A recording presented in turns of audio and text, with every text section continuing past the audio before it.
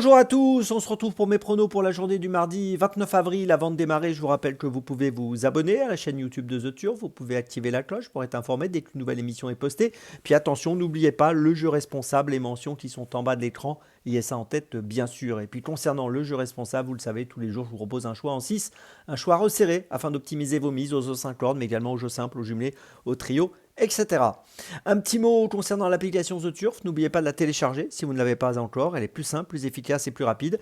Et si vous l'avez déjà téléchargée, eh bien n'oubliez pas de la mettre à jour. Allez, on démarre avec un Zo5 qui se court à Bordeaux ce mardi sur 1600 mètres. On a affaire à des 4 ans et plus. Ils sont 16 au départ de cette épreuve. Course assez ouverte, hein, beaucoup de possibilités sur ce parcours du mile donc. Et j'ai tenté un petit coup de poker en tête. J'ai placé le poids lourd de la course, le numéro 1, Chiaro. Alors Chiaro vient de gagner à Toulouse de manière convaincante. C'était l'autre jour sur 1600 mètres. C'est un élève d'Henri Alex Pantal monté par Tony Picon. Il a couru 12 fois, 7 fois sur le podium. Il avait des œillères australiennes l'autre jour quand il a gagné, il les a portées peu souvent, il les avait aussi lors de son avant-dernière sortie, il les aura encore aujourd'hui, je pense que ça peut jouer en sa faveur, et je le vois bien remporter, pourquoi pas cette course à une cote intéressante. C'est mon petit coup de poker dans cette épreuve, espérons que j'ai raison. En deuxième position, j'ai placé numéro 6 Nobleman, troisième à Chantilly le 27 mars sur 1600 mètres à l'issue d'une bonne fin de course. Il avait terminé 10e à Cagnes-sur-Mer auparavant en étant malchanceux au mois de février. Sur ses 10 dernières courses, il a fini 8 fois dans les 5. Logiquement, c'est une première chance ici.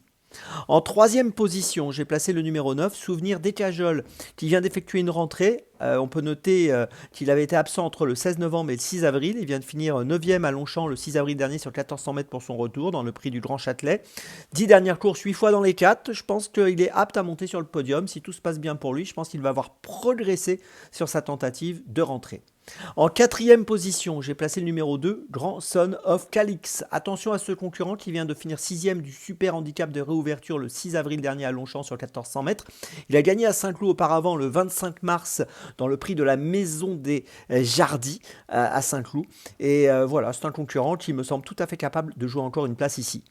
En cinquième position, j'ai placé le 14, Prince of Clouds, qui a fini troisième de ce fameux prix de la Maison des Jardins, derrière Grand Son of Calix le 25 mars dernier à Saint-Cloud. C'est un cheval qui avait été absent entre octobre 2024 et mars 2025, qui a terminé 8e tout d'abord pour sa rentrée, puis ensuite qui a terminé 3e l'autre jour. Et je pense qu'il est capable encore d'être compétitif et de progresser encore un peu après ses deux premières courses de l'année 2025. Et puis enfin, en sixième position, j'ai placé le numéro 7, Rêve de Valarza, qui va essayer de jouer un bon rôle sur cette distance de 1600 mètres, qui est peut-être un peu à la limite de ses capacités, puisqu'on l'a vu surtout évoluer sur des parcours plus réduits, 1400 mètres en l'occurrence lors de ses dernières tentatives, 3e à Chantilly le 13 mars et 3e à Deauville le 1er février. Mais je trouve que c'est un concurrent qui est intéressant quand même à retenir, et c'est pour ça que je préfère le garder en fin de combinaison. Je préfère qu'on le garde sur notre ticket plutôt que de l'avoir contre nous. Je vous résume mon choix en 6, donc pour ce 5 cordes assez ouvert. En tête, un petit coup de poker et en base, le numéro 1. En base, toujours le 6. Donc j'ai deux bases dans la course, 1 et 6. Et puis derrière, je place les numéros 9, 2, 14 et 7. Départ de la course pour ce mardi, 13h55.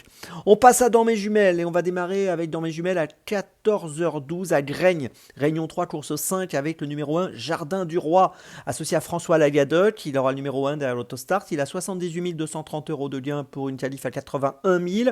Il reste sur des tentatives dans des courses d'amateurs. Il a fait un truc assez dingue l'autre jour à Anguin quand il a terminé deuxième.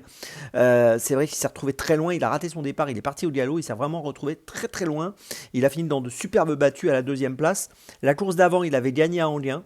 Voilà, je pense que ici, si ça se passe bien, s'il fait pas de petites bêtises et s'il a un bon parcours avec son numéro 1 derrière l'autostart, il est capable de jouer le premier rôle. Je vous invite à le suivre de près, le numéro 1, Jardin du Roi, qui me semble avoir une belle carte à jouer dans cette 5e course à Graignes.